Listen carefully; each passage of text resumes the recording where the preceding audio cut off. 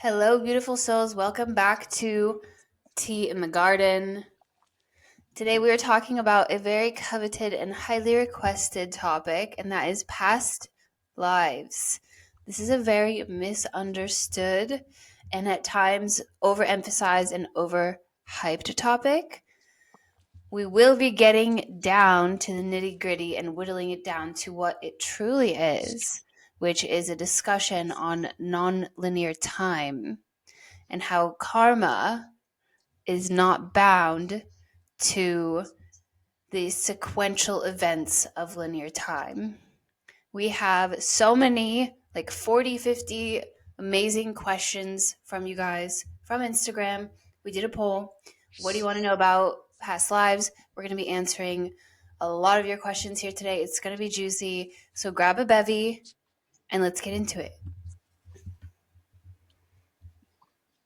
I think we should start with, of course, the most asked question that came through many formats, many people that were inquiring from us. And that was, how do you find out or start to reveal your own past lives? Hmm.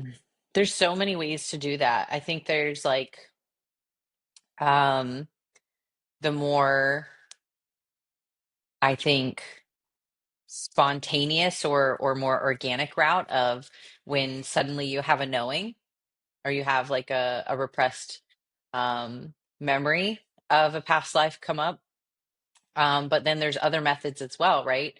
In shamanism, we practice shamanic journeying, moving our mind, our brainwaves into altered states, ourselves into altered states, so that we can connect with different timelines, different realities, different realms. And in those different realms, upper world being one of them, we can intentionally go in and see and look. Typically, we only will do that. We don't do that for fun. We only do that when it pertains to something that we need to know in this life. I know it's really popular for people to like, oh, my past life, I was this, and this is why I love lavender tea. But I was Cleopatra. yeah, right. Every But person ever. yeah, I feel like that's just westernized. Um, Yeah. Egoism, right? Like all of us were important, even if we were the merchant or the beggar or the peasant, or because we were all of those things. We've been all of those things. We've been everything. We've been everyone. But I digress. So we will go and look intentionally to get um a resolve in a certain situation or to understand why something's happening specifically and learn. We usually go back to the very root of the lesson that we're learning and figuring out, like, well, where is this coming from specifically, not just in this life but past lives that we've had, to kind of try and resolve it in its completion now, so that Mm. we don't have to relive that again and again. Yeah, I Yeah. really like what you said, Lauren, about how and this is, I would argue, in most lineages, ancient and indigenous lineages, it's true that there's a very different approach to the seeking out of information about our past lives. And I'll just share from kind of the Dharmic tradition. Most people know Buddhism, Hinduism from this topic, actually, right? Like most people either find it or get interested in it because of the concept of past lives. It is a huge understanding, right? Like acknowledgement of the reality in Eastern tradition. However, one thing I will definitely say, and I agree with what you said, Lauren, like it's very important how we look for it and what we look for, because this information, I truly believe, is revealed to us if and when we need it, and only then. It's something that I don't believe should be forced. And if you get an intuitive nudge or you have a very strong curiosity, understandable. Be very careful and selective about who you are interacting with to get that information if you're having a practitioner facilitate it. One such, other source that comes to mind is, outside of shamanic journeying, which I think is a really great tool, really authentic tool, would be seeing a certified hypnotherapist, like a really, really, well rated, you know somebody who's gone to them, hopefully, hypnotherapist that does past life regression, I think is one way that you could, in a safe, guided space, be led to see something that's relevant for you in this lifetime. And that's the Hmm. key, right? We often want to, just for funsies, have this stuff revealed to us. And I will be the first to say, I know Savvy and Lauren agree, like, you should not be very, very mindful, because most information from most of your lives, aka millions, billions, arguably, of the lives that you've lived, is completely irrelevant and is only distracting your mind from your mission in your karma now. The reason that we get certain glimmers or nuggets given to us, maybe in a deep state of samadhi or meditation, we actually had our own revelation or regression of the past life. Maybe we got something revealed in a journey. Whatever the way that it comes, it's because that information was actually there to show you something now. It's connected to now. It's relevant to now. And when we try to like find stuff just for the mind, like it's like brain candy, um, it's sometimes simply distracting, but also even sometimes harmful, I would say, to like grab Hmm. onto that, because I see so many people really identify with that, create an entire new spiritual ego around it. And that is something Hmm. that I just want to put out there. So, anything you'd add on to this question, Savvy, like discovering past lives?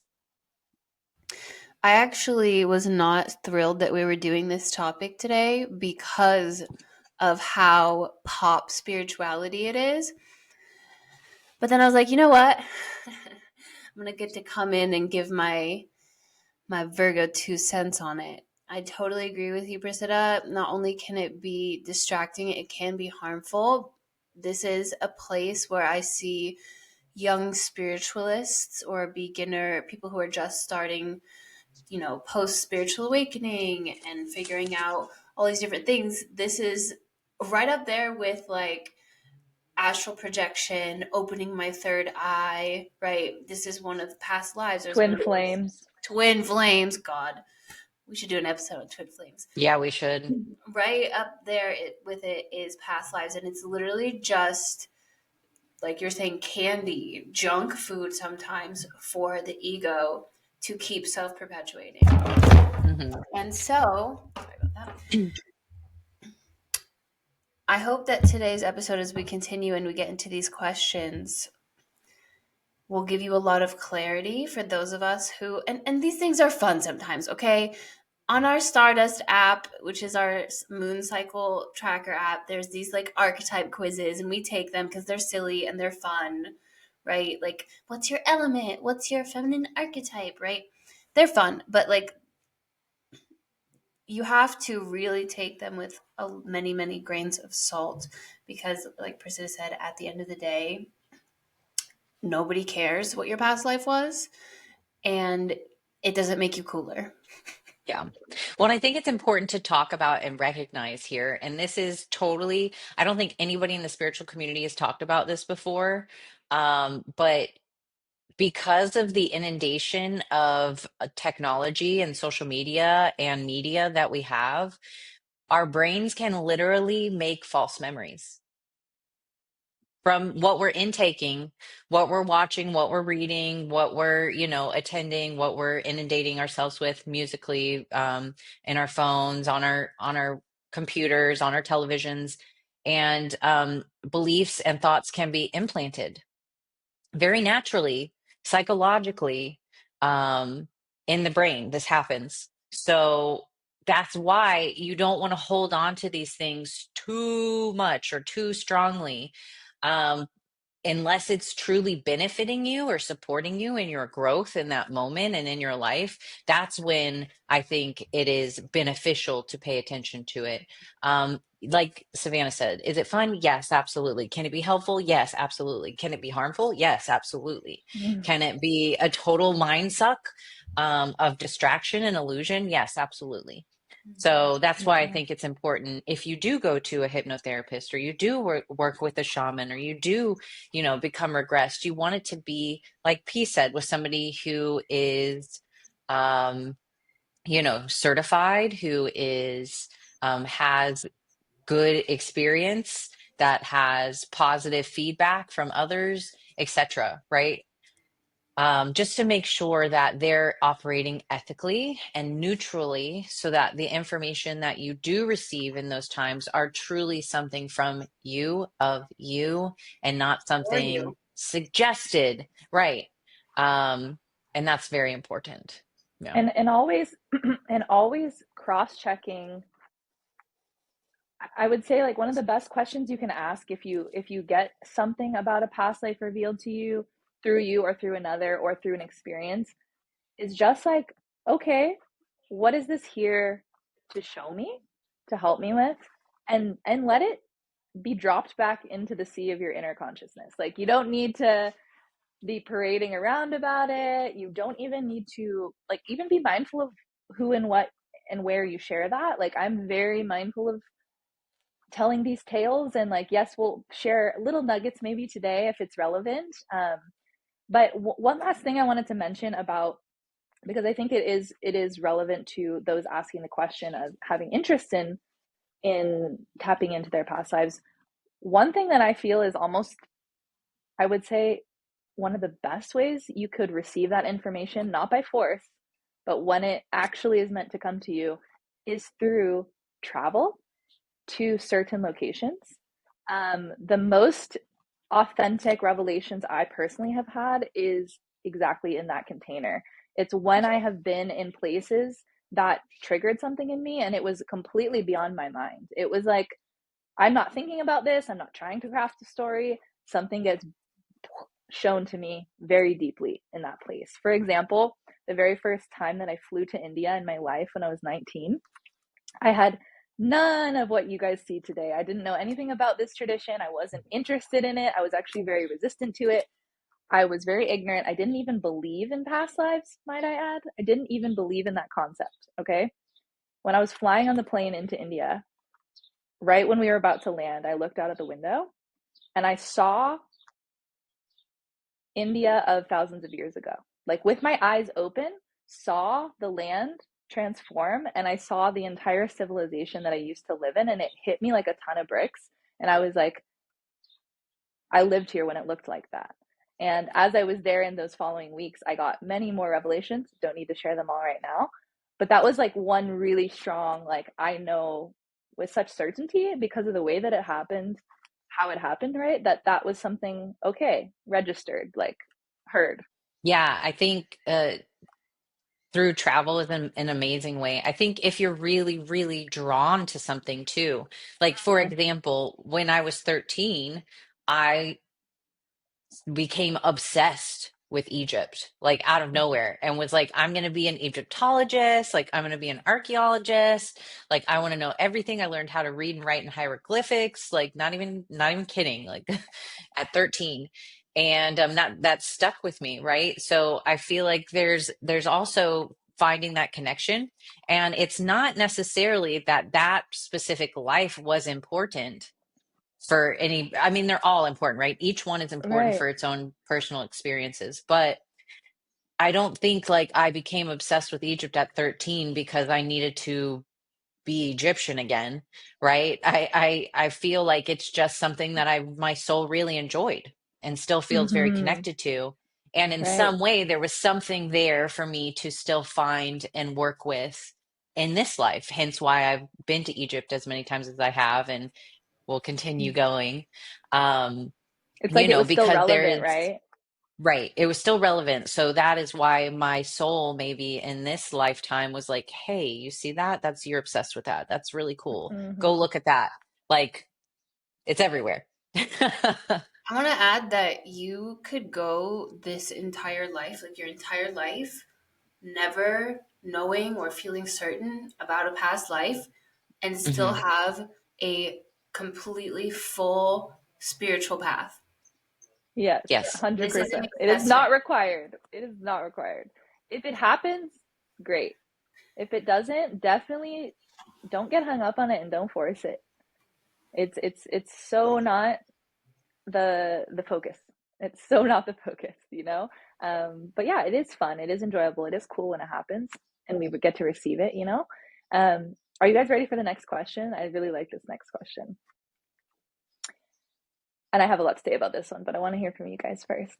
Deja vu. Is that a feeling you have because it happened in a past life?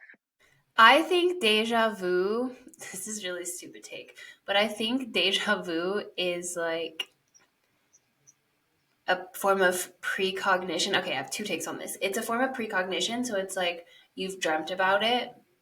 That's where you saw it first. Deja vu means I've seen this before. So it can be that. It can be you dreamt about it and then it's happening. It can be a form of precognition, clairvoyance. It can also be that you have done something very similar in this life. You just don't quite remember it, yet your brain is recalling it. I definitely think that it can be from a past life. That one's a little bit less cognitive, biochemical based, but I believe that it definitely can happen. But my personal theory is like we're playing a video game and that's where you last saved. Anyone seen that Rick and Hmm. Morty episode where he can save time like a video game? And that's what like where you that's how who's to say, right? We can philosophize all day, but I like to think that it's where you press save and then maybe you like went out and you didn't like it, so you like reverted back to your last save, and that's the moment Hmm. of the deja That's vu. so interesting. Yeah. I personally don't, I've never had a deja vu moment where I felt like it was connected to a past life. I personally feel as if they have been like checkpoints for my soul. So if you imagine my soul is like, okay, these are the Yeah, goals I want to accomplish in this life. that sounds good. And in order to get there, we need to have this experience and this Hmm. experience and this experience. I feel like they're checkpoints in my soul's journey. And when I hit that certain checkpoint, I have this I love sensation that. of remembering or awareness. That's exactly what I'm Um, Hmm. saying. Like you're in a video yeah. game and it's like, oh shit, I just did that really important thing. Let me hit save. Yeah. So Yeah. that was very, very affirming for me because I have a very strong inner belief about what deja vu is, and you guys just affirmed it. I would describe it as remembering the future. So it's a mind blowing idea, but it's going to tie into actually where we're headed with this episode. Um, the concept of nonlinear time, right? The concept of time being, um, in our understanding, very much fabricated, right? There is not a reality to the time we experience. And we know this through so many amazing methodologies that we've had come into our human consciousness in the last decades, right? From the exploration of space and quantum physics and all of this, we know that time space is actually almost one and the same entity existing in that same entity, right? And only through space we experience time. But time changes by where we're at in space. So deja vu to me is literally remembering the future the same way we remember the past, just that we don't tap into it as much. So that same way that you might recall a memory, what's hitting your brain, or even arguably maybe your consciousness in the moment of deja vu, is a remembrance of something that hasn't yet happened to your physical body, but has happened because everything is happening simultaneously.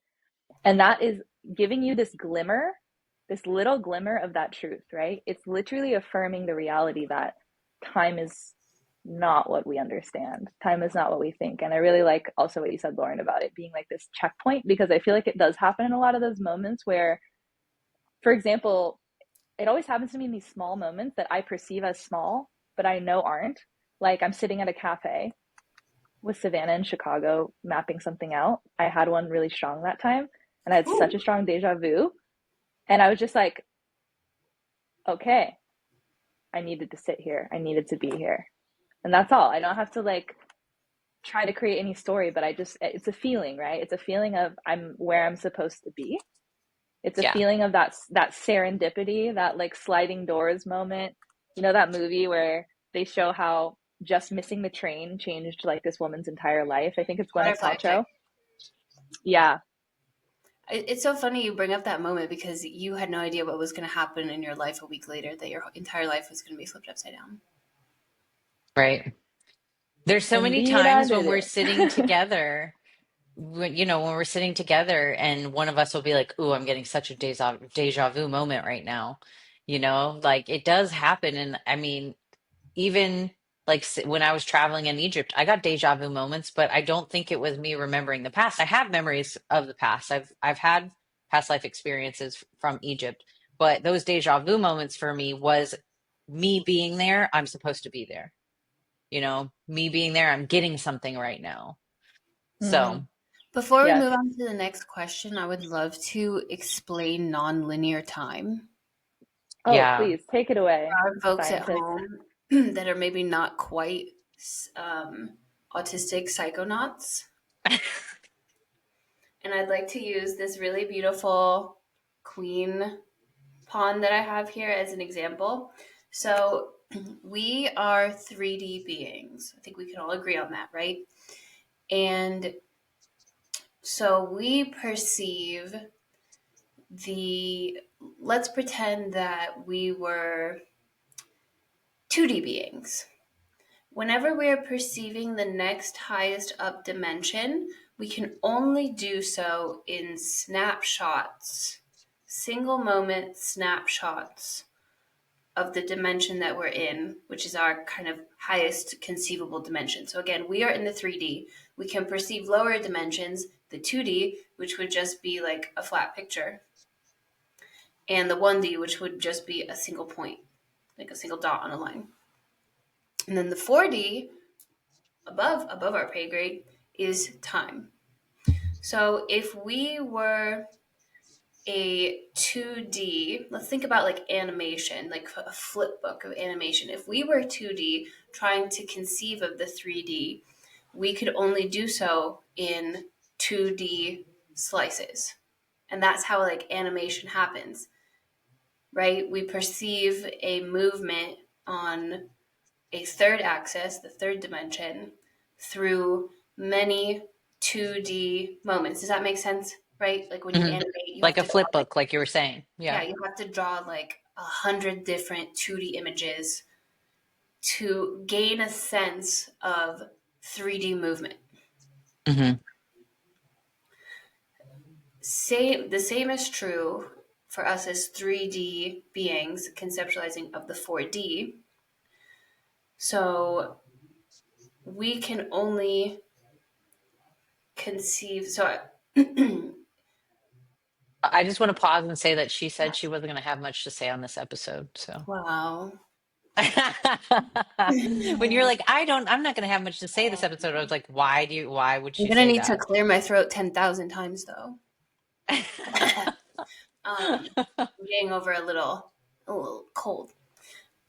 So we can only conceive of the 4D. I said I was going to use this. I like the flip book example better, but we can only conceive of the 4D, which is movement over time. So in 3D, we can go up, down, left, right, forward, back. When we have the 4D, we're now moving through time. We're not just moving through 3 dimensions of space, we start to move through a dimension of time, which time also has 3 dimensions. That's for another talk.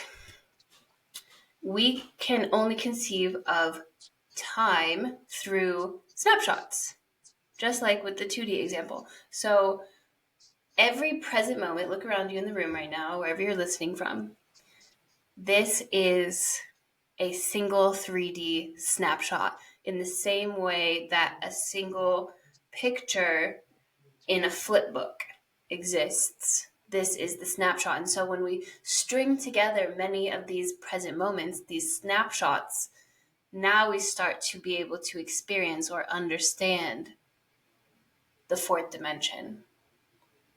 Does that make sense?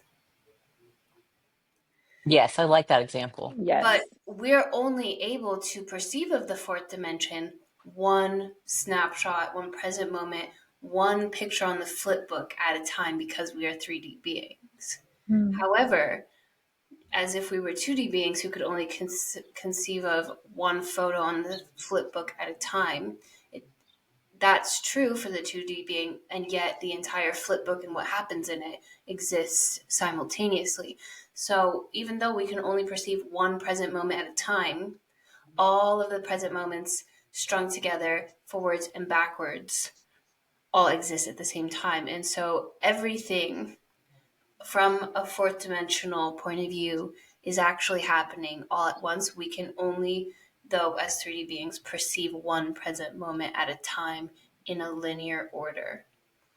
But again, you 7 years old, that snapshot, that present moment is coexisting with this one, is coexisting with the 70-year-old version of yourself that's playing Yahtzee. And it you know what, it even gets more mind-blowing when we think about, even from the third dimension we're experiencing in a physical body, we are only able to see 0.0035% of all light that exists. As an autistic, I feel like I see more than that. I feel Well, like we I see do. more light. We obviously do, because that's why we're in the metaphysical space, right? Yeah. We're able to perceive more of the metaphysical. But think about it, like a dog only sees like what, blues, yellows, and grays, something like this. And you think, wow, they live their whole life seeing the world that way, only getting to pick up on all of those colors. And that's just the color spectrum. We are only able to perceive, even visually, 0.035% of the reality in front of us. Mm-hmm. There is so much we do not know and cannot see that exists. And this is just one part of that cosmic puzzle, you know, that our perception of time is limited only because we are rooted or anchored in a 3D body. What starts to happen when we expand out of our physical body is when we venture into the realm of what we call the spiritual, the energetic, the mystical, but is in fact just another reality that is not Mm-hmm. based in the third dimension, right? It is not based in the third dimension, so it cannot be perceived from the third dimension. But when we're Mm-hmm. talking about recollection of a previous lifetime, seeing the future, astral travel, all of this is happening in that plane, you know? Yeah. It makes me think of the earthworm, right? The earthworm only has two senses. It can feel and it can smell. It cannot see light. Light is literally inconceivable to it. So we're like the earthworm of the of the consciousness that is out there, right? Sure. Like we can only perceive so much, and so a lot of us will write off and be like, and we've been programmed, at this point to believe and to kind of cut ourselves off from trying to perceive those things because you can perceive them in different ways, in snapshots and moments. You can connect with and experience the ineffable, but then it's so hard to come back and explain it, right? But I mean, it's there. And even thinking about the metaphysical, it's just another aspect, another reality, another measurement, if you will, that just because we haven't been educated on it and we're not able to perceive it, doesn't mean it doesn't exist. So, it's very Yeah, interesting. really on this foundation. We've started to talk about it a lot. I've started to talk about it on my social media as well, but like we're really in this precipice of moving from the material science, right, to something beyond it, aka the Hmm. metaphysical, right, beyond the physical, and the perception of a larger reality.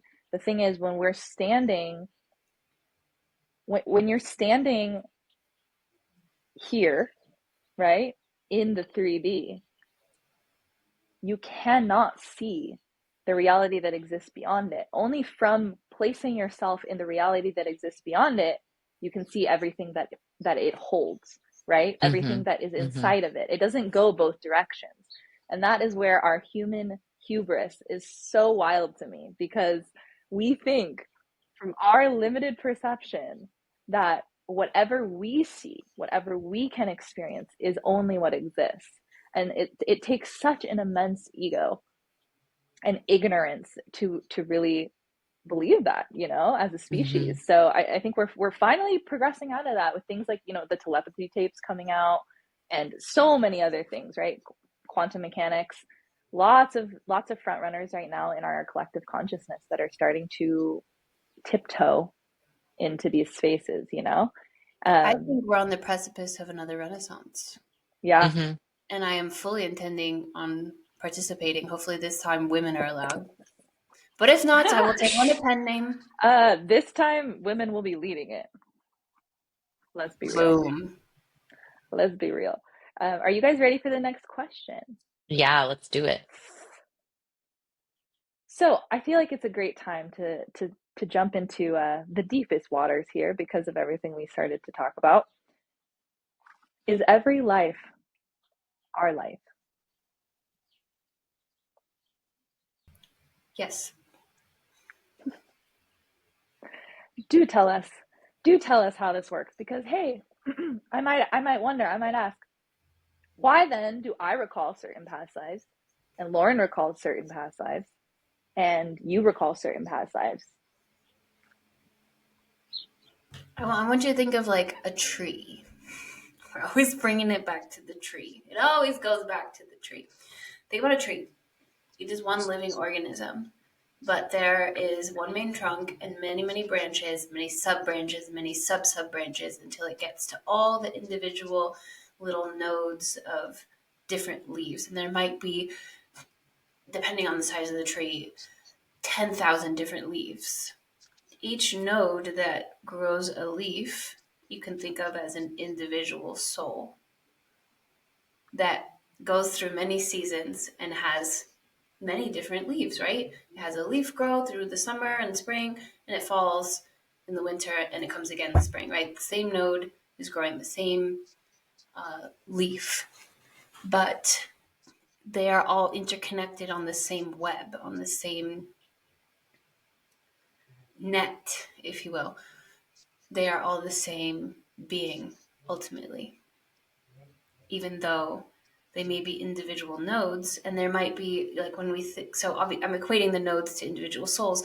Uh, Another soul who might be close to you on your branch is someone that you might call your soul family, right? Like I feel like you guys, we're on the same branch, we're on the same limb, we're individual leaves which change through every cycle, through every uh, year, for the metaphorical equivalent being through every lifetime that we go, this soul in particular, individual soul goes through.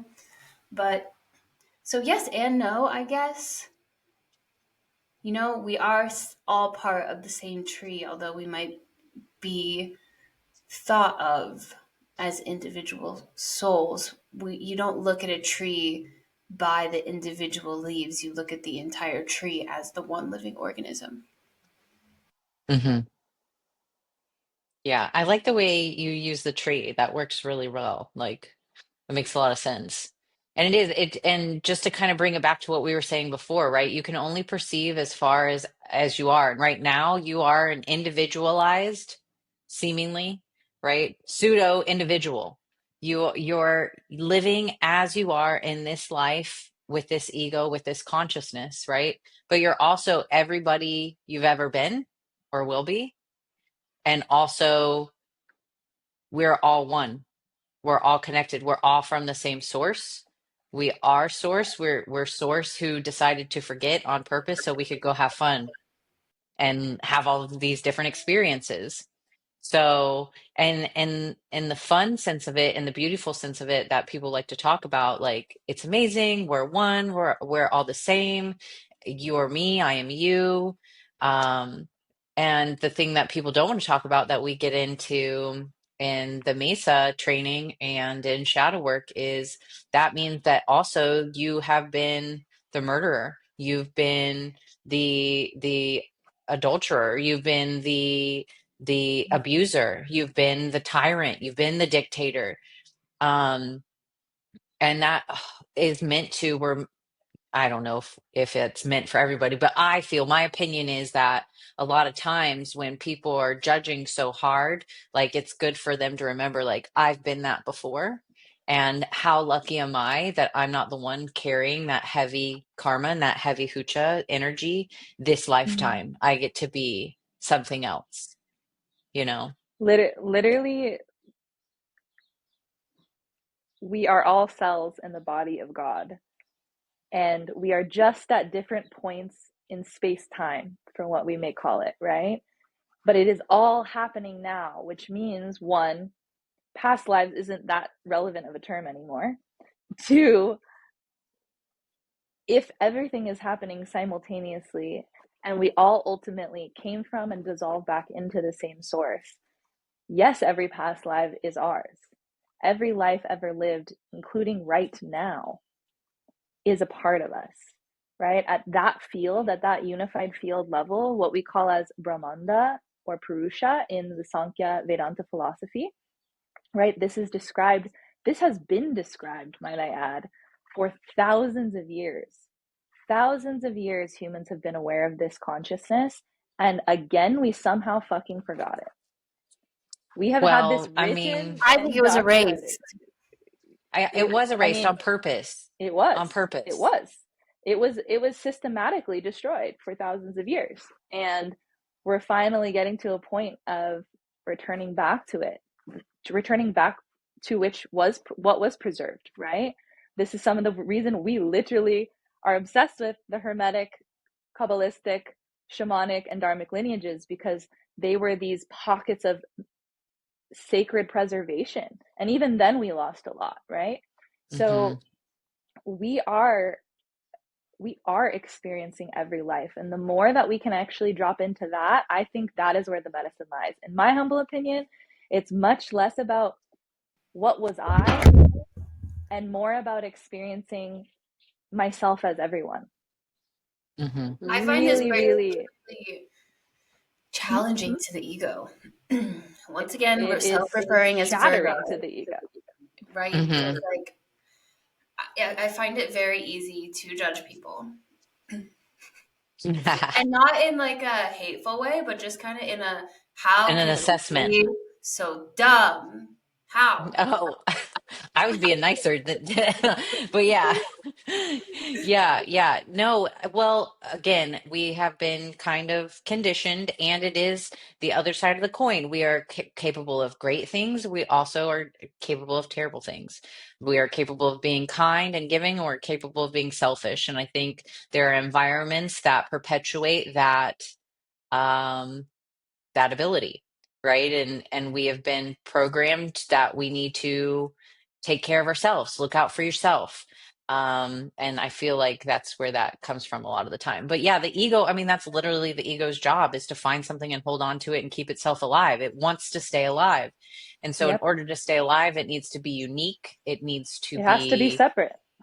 yes. And so by me finding out that I was actually a Lyrian on Reticula 9, that makes me very that makes me very unique, right? That's Special. something different and special. But you're different and special without that.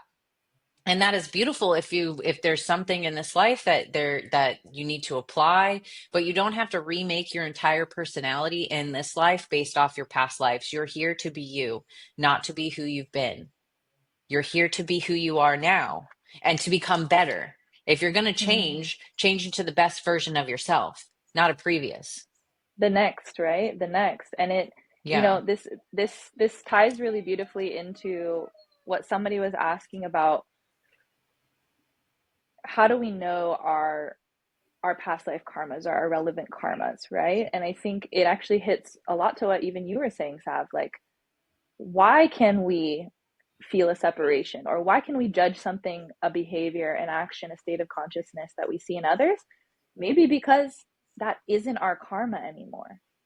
but the recognition that it was at some point, or else we wouldn't be here now out of it, is where we can ground, right? Is where we can, I feel, really find that interconnection, find that rightful humbleness of like, I see you because I was you. Doesn't mean I am working through that exact wound right now. I might not be. That, you know, it's a fine line, because everything is us, everyone is a reflection of us, and there are things that may be relevant to us that are not relevant to others. And I think that, in my opinion, where that relevancy of past life karma comes in is, hey, what are the things that trigger you continuously in this lifetime? That is tied to your past life karmas that were not yet resolved. Now, we forget to acknowledge that you have a lot of past life karmas that were resolved, and you're never even going to think about them because they're irrelevant, right? There's so much you've worked through that is utterly irrelevant, right? Because you're free from it now. And there's going to be things by even the end of this lifetime that you don't give a second thought to, that you might have when you were born in your initial years of your childhood, right? So it's so beautiful, the evolution of our consciousness. And Earth is such a special place for this.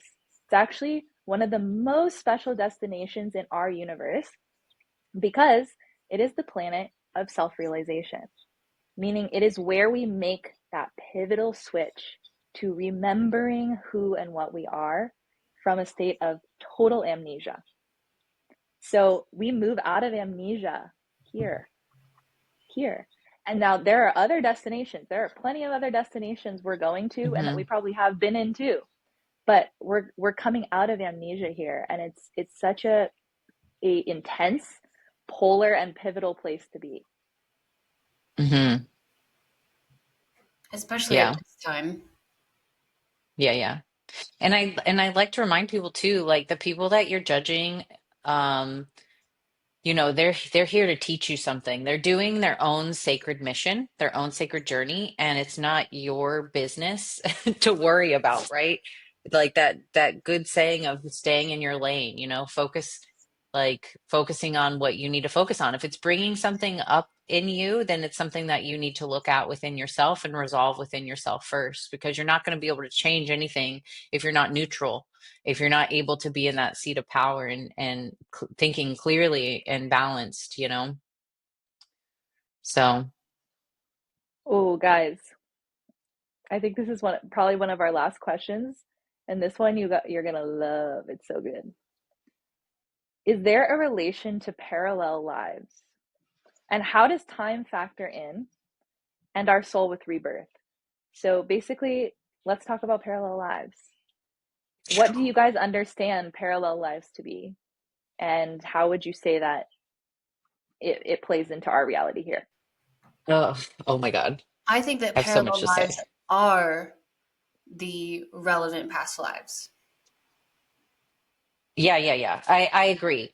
And I think in certain cases, in certain times, um, you have different parallel lives at different times, right? Okay, so if we're going again with the concept that everything is happening, everything everywhere all at once. In shamanism, we view time as circular, right? So it's everything's happening all at once. And when you come into the present, the center of it, you can access anything. So just because I'm here as Lauren does not mean that I'm not also who I was in Egypt right now, and also who I was as a man, Knights Templar there. And it's all happening all at once. So I feel like the parallel lives that we're experiencing, like P said, are the ones that are pertinent to the lesson that we're experiencing, or the karma that we're wrapping up in that moment. And that's why we're remembering them, but they're all always happening at the same time. So I don't believe, if any of you guys are familiar with Dolores Cannon, she's awesome. And she is a really amazing hypnotherapist who got all kinds of amazing information. But she would say when she was speaking to someone from the past, she truly believed that she was speaking to them right now in the present. We were not speaking to a ghost from back then. We're speaking to them right now and there, then, and we're connecting in this present moment, right? I think parallel lives is actually the more accurate term for past Hmm. Yes, I agree. Yes. Pertinent parallel lives would be the past lives. parallel life, so What you're remembering now. pertinent parallel lives are the past persons of you that you're experiencing now simultaneously. Yeah. I've had a lot of hypnotherapy sessions and a lot of different practitioners tell me about my past lives. I've done my own journeying, but of course I wanted outside opinions, just curiosity, right? And there's one life in particular that I've had three practitioners tell me about the same life, and so I'm like, okay, and I resonate with it deeply. So again, pulling back to what we originally talked about, why does this even matter? That life only is important or only holds weight to the effect that it informs the life that I'm conscious in right now. I have Hmm. from that life, that parallel past life, a lot of karmic debt as a priest, and not a Catholic priest, a very old world, like back in Egyptian times, priest. So that informs me. Here's an example that informs me now. Like the work that I do as a medicine woman is exceptionally important, and I feel this intuitively, of course.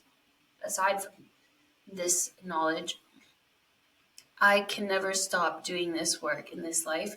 In fact, this life I'm in right now is to help continue paying back that karmic debt. And thank God that I love what I do. But I know that like if I stopped doing this work for whatever reason and doing it freely, I would get clapped. I would be karmically, I would lose a lot of my blessings. Hmm.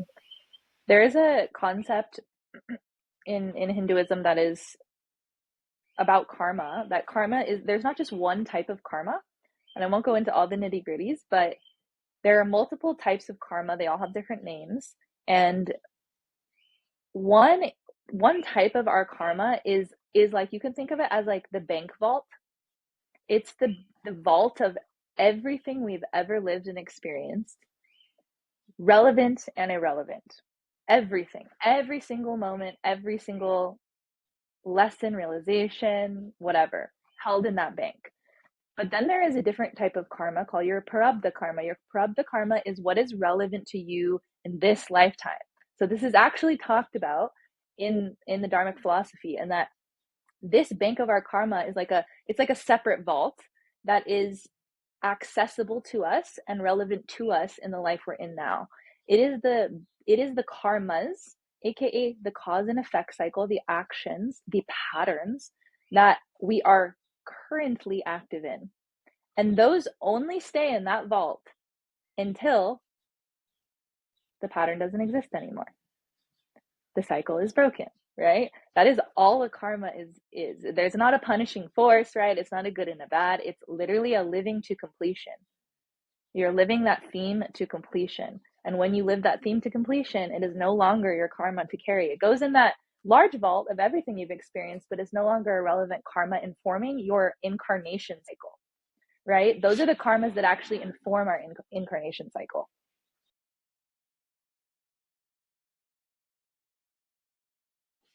Okay, one more question, guys.